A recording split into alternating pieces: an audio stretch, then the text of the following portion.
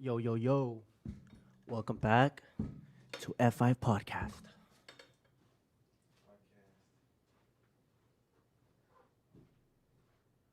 We are here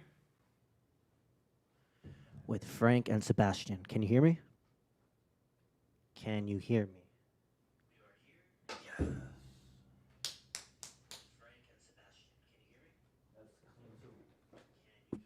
That is very clear audio, and that's what we like. We're finally going to create some content for FI Podcast.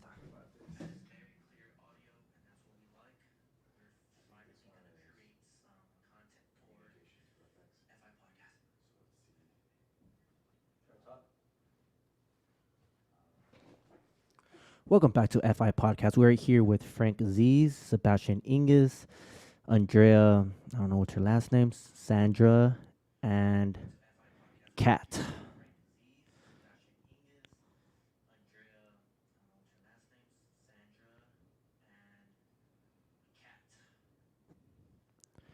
Welcome back, Kat. How's everything going? We're having a great Wednesday morning.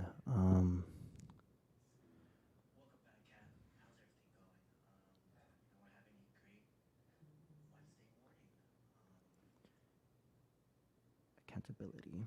The video of personal accountability trigger seems to be one of the most watched videos. You guys want to continue the conversation on that? Or a trending question on Google is summarize the main steps on individual show and take when developing on the. Whoa!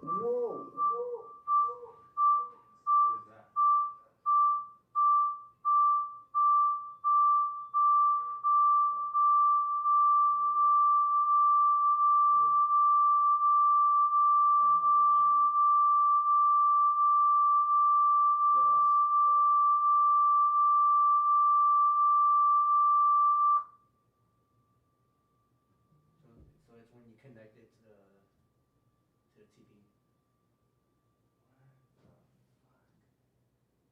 I will not be joining today. Okay, so two people are joining today, meaning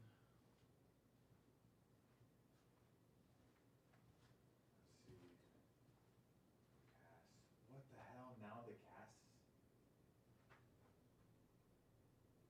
no cast works.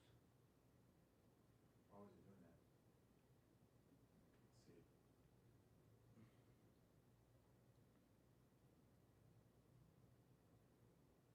Molly.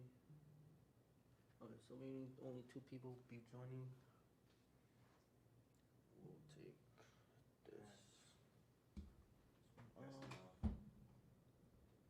And it gives it more space to record here.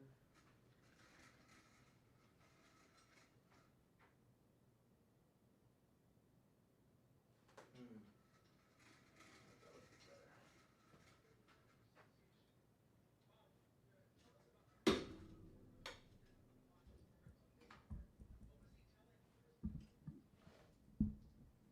Sure. So Marcus Lamb was the head of one of the largest Christian broadcasters. He was telling people that the COVID vaccines were dangerous, that the alternative medicines were better, that really there was kind of a conspiracy by the government and the big pharma and the news media to give him disinformation. Giving the truth about the COVID vaccines. And how does this relate to the larger landscape of Christian broadcasting? Has there been a lot of vaccine denialism on other networks or programs or on other broadcasts as well?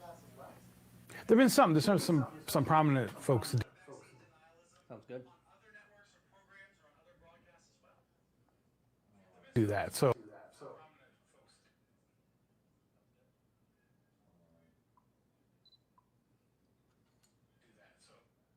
Lamb did that. There's a prominent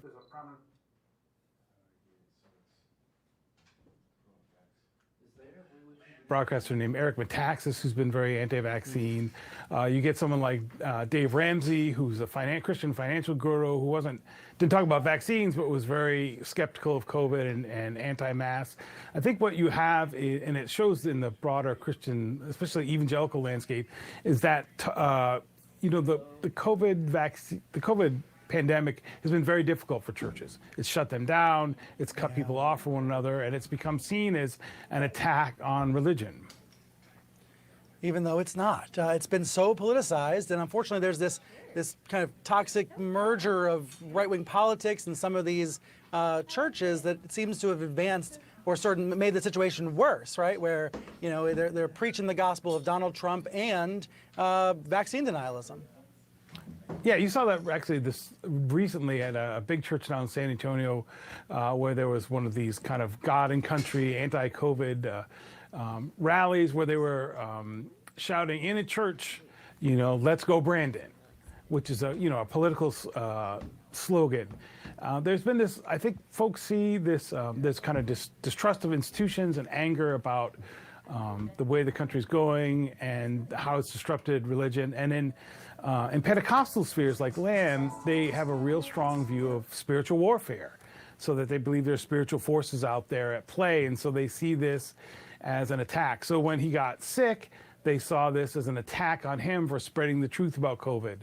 And that's why one reason why his folks won't stop with their kind of promotion of this vaccine skepticism and alternative treatments for COVID, because they see that it's continuing the good fight. So Lamb's funeral is tomorrow. What does this mean more broadly about Christian media? I sometimes fear that, let's call it secular media, does not pay enough attention to Christian broadcasting and to the world that you cover every day. There's been this battle raging about Trump and now about COVID in Christian media. What do we need to keep an eye on, Bob? Well, we definitely want to keep an eye on the kind of COVID restrictions and the kind of pushback against that. We should be watching, you know, as reporters, I watch Christian media, not because I necessarily want to, but because it's important to see what the concerns, they're tapping into concerns of folks about the way COVID has disrupted the country. They tapped into the whole CRT, you know, critical race theory debates long before it became popular. His voice sounds familiar. Okay, so just to be clear, Pro FX right there. Actually, you should write this down. Communications Pro FX. Hello. Strange today? Andrea? No. No, just us. What's up, broski? Good morning. Hi,